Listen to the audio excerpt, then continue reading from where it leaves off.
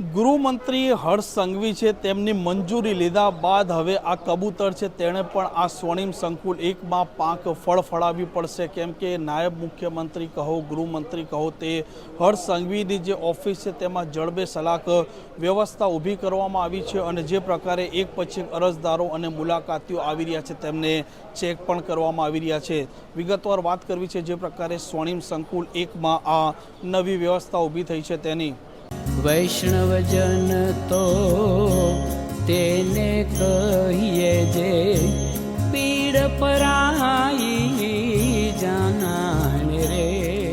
નમસ્કાર, આપ જોઈ રહ્યા છો નવજીવન ન્યૂઝ અને હું છું આપની સાથે તોફિક ગાંચી। અત્યારે જે મંત્રી છે તે મંત્રીમાં સૌથી વધારે ચર્ચામાં યુવા મંત્રી નાયબ મુખ્યમંત્રી હર્ષ સંઘવી છે અને તેમના પાસે સૌથી મહત્વનું જે ખાતું છે તે ખાતું ગૃહ ખાતું છે અને જે પ્રકારે સ્વર્ણિમ એક છે આ સ્વર્ણિમ એકમાં સુરક્ષા બંદોબસ્ત છે તે હવે વધુ મજબૂત કરી દેવામાં આવ્યું છે, કેમ કે જ્યારે તમે પ્રવેશ મેળવો તે સમયે આ સુરક્ષા કર્મચારીઓ તમને ચકાસતા હોય છે અને ચોક્કસ સિસ્ટમમાંથી તમારે પસાર થવાનું રહેતું હોય છે। પરંતુ હવે જે પ્રકારે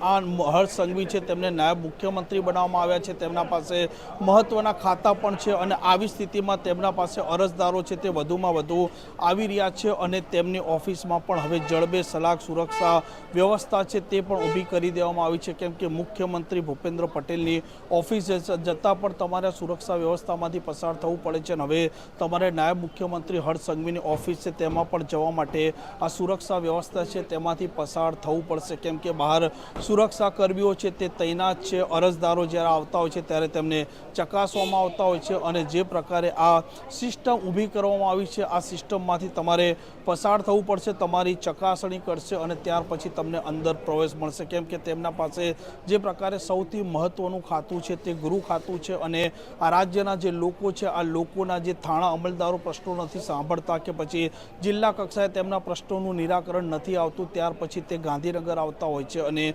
ગૃહમંત્રી હર્ષ સંઘવીને તે રજૂઆત કરતા હોય છે અને અહીંથી જે તે જિલ્લાના એસપી હોય કે પછી પોલીસ કમિશનરોને આદેશ જતા હોય છે અને લોકોના પ્રશ્નોનું નિરાકરણ કરવામાં આવે તે મુજબની સૂચના પણ આપવામાં આવતી હોય છે। અને જે પ્રકારે સૌથી મહત્વના આ નાયબ મુખ્યમંત્રી હર્ષ સંઘવી પાસે ખાતા છે જેમાં ગૃહ ખાતું પણ મહત્વનું છે અને આવી સ્થિતિમાં હવે અરજદારો પણ સતત વધારે આવી રહ્યા છે અને સુરક્ષા વ્યવસ્થા પણ હવે જડબે સલાક છે તે આ નાયબ મુખ્યમંત્રી હર્ષ સંઘવીની ઓફિસે ઊભી કરી દેવામાં આવી છે। એમ કહી શકીએ કે હવે કબૂતર છે, કબૂતરે પણ તેની જો પાંખ ફફડાવી હોય તો પછી તેમણે આ નાયબ મુખ્યમંત્રી હર્ષ સંઘવી છે તેમની મંજૂરી લેવી પડે, તેમની ઈચ્છાથી તે પાંખ ફફડાઈ શકે તેમ કહેવતના રૂપમાં પણ આ વાત કહી શકાય તેમ છે। તોફિક ગાંચી, નવજીવન ન્યૂઝ, ગાંધીનગર।